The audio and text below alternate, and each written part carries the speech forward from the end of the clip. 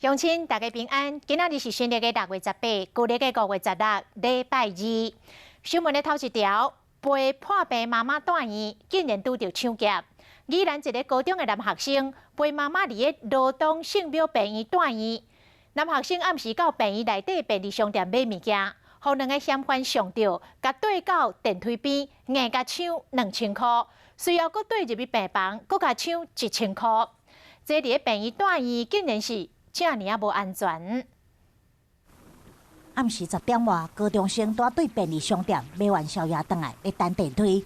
这时出现一名穿黑色衫的男子，我来甲伊讨2000块。伊惊一了，只好乖乖配合。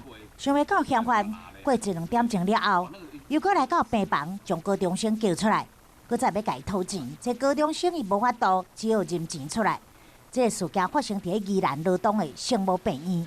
高中生原本只是陪妈妈来住院，伊在楼骹买物件，却去歹徒强迫甲借钱。妈妈知后生做牛了后，是非常唔甘，嘛真惊，嘛是通知院方，将所有过程拢铺上网络。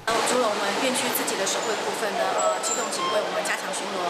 那开罗派出所这边呢，除了积极侦办案件之外呢，也加强我们院区的这个治安的维护。目前被害人已经报案，警方嘛根据院所提供的监视器的画面，锁定特定的对象，而且嘛积极侦办，希望唔通再有类似事件发生，造成病患甲家属的二次伤害。